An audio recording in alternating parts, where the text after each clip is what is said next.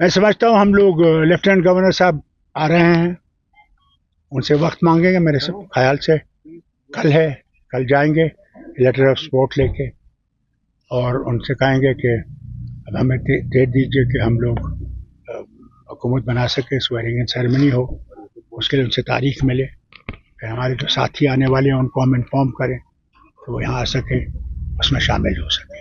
और डोडा की सीट से आपका भी समर्थन मिला है, आप पार्टी का भी समर्थन मिला है, वो जो एक कैंडिडेट वहां से जीत के आए हैं वो भी आपको समर्थन दे रहे हैं। जी दे रहे हैं, बिल्कुल सही बात है, क्योंकि रियासत को अगर हमने आगे ले जाना है तो हमने नफरतों को दूर करना है। अगर हम नफरतों को दूर नहीं कर सकेंगे तो हम इस रियासत को चला नहीं सकेंगे। हमने जम्मू के लोगों के दिल जीतने हैं, उसके लिए हमने कोशिश करनी है।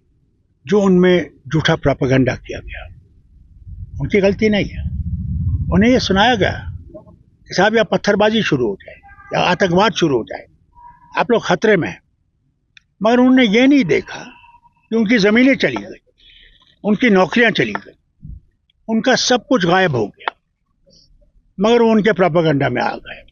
हम उनके दिलों से ये प्रोपेगेंडा निकालना चाहते हैं। हम चाहते हैं कि हम सब खुशहाली से रहें।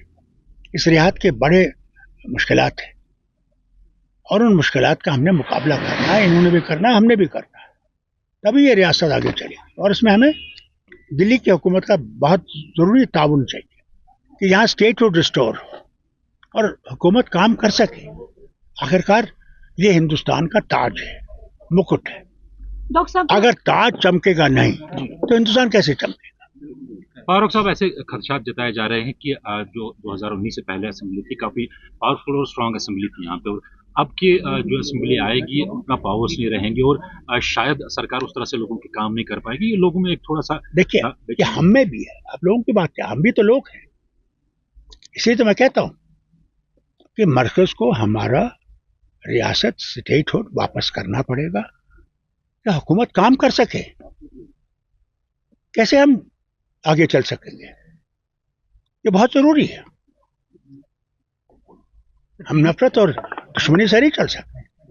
इलेक्शन हो गया, खत्म हो गया, किसने किसके बारे में क्या कहा वो छोड़ दीजिए। अब इस रियासत को बनाने का काम है, यहाँ के गरीबी को दूर करने का काम है, बेकारी को दूर करने का, डेवलपमेंट का काम है। हम नहीं है, वो करना है। अलायंस पार्टनर के साथ किसी किस्म का कोई तजाद नहीं है इस टाइम सीट शेयरिंग या किसी चीज देखिए अलायंस तो एक ही पार्टी है जो है हमारे कांग्रेस, तो हमारे क्या उनसे डिफरेंसेस हो सकते हैं? हमें केजरीवाल ने भी चिट्ठी भेजी, उनका वो आदमी जीत के आया है। हमें बाकी सब ने जो जीते हैं उन्हें हमें चिट्ठियां दे दी हैं, क्योंकि वो भी ये समझते हैं कि सब इकट्ठे हम लोग इस रियासत को बना सकते हैं, अकेला हम नहीं बना सकते। ये आपको समझना चाहिए। डॉक्टर साहब, गवर्नमेंट फॉर्मेशन बनने के बाद क्या कोलिशन गवर्नमेंट ऑफ इंडिया को पुश करे कि पाकिस्तान के साथ बात करने के लिए? ये हमारा काम है, ये हमारा काम नहीं है, ये काम मरकज का है।